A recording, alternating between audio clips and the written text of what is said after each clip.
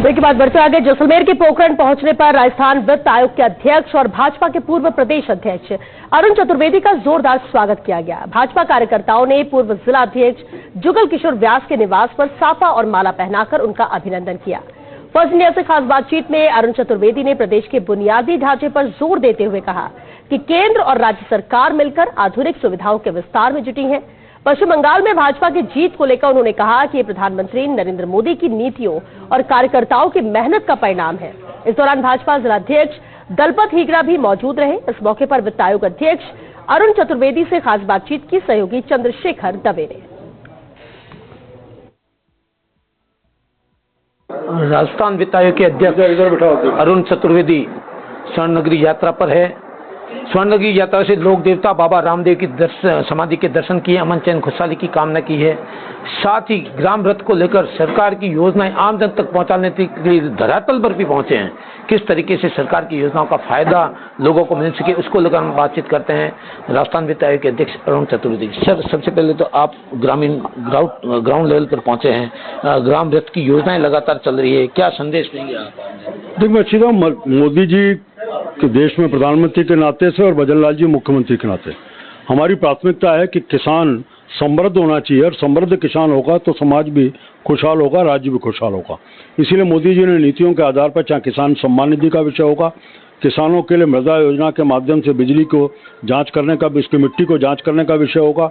उसी तरह उन्होंने लेने का काम किया कि हम कैसे समर्थन मूल्य को हर बार रबी और खरीफ की फसल के समर्थन मूल्य की कीमतें बढ़ा करके दो तरह के प्रयोग किए। हम इसकी लागत को कैसे कम कर सकते हैं और साथ ही उसको अपने फसल का पूरी कीमत उसको मिले, दो तरह काम। भजनलाल जी ने इसमें एक चीज और जोड़ी, जहाँ सम्मान निधि केंद्र सरकार 6,000 रुपये प्रतिवर्ष दे रही है, वहाँ 3,000 रुपये राजस्थान के मुख्यमंत्री ने भी उसके साथ जोड़ने का काम किया। ये मोदी के विजन को लेकर जिस तरीके से बंगाल में ऐतिहासिक जीत हासिल की है, राजस्थान के काफी नेता वहाँ पहुंचे, अपना जादू बिखेरा है। जिस तरीके से केंद्रीय मंत्री गजेंद्र सिंह शेखावत की बात करें तो 28 से लेकर 26 सीटें वो लेके आए, क्या कहेंगे उसको? मैं भी 1.5 महीने वहाँ था बंगाल में। बंगाल की स्थिति में दुरह शब्द भी अच्छा नहीं होगा। लोकतंत्र में ना तो कानून व्यवस्था वहाँ थी, ना आम आदमी का जीवन था, विकास ठप था पूरी तरह से, कटमनी का शासन था, ममता सिंडिकेट काम कर रही थी।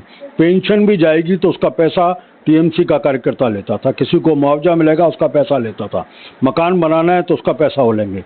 इस अराजकता की स्थितियों से आज बंगाल को मैं कह सकता हूँ कि 77 के बाद ये उनको दूसरी स्वाधीनता मिली है। संगठन में आपने बहुत बड़े कार्य किए, लंबे समय से कार्य का अनुभव है, आप प्रदेश अध्यक्ष भी रह चुके हैं। भाजपा कार्यकर्ताओं को क्या संदेश देना चाहेंगे? राष्ट्र के लिए करेंगे काम, इस संकल्प को लेकर के पार्टी कार्यकर्ता काम कर रहा है।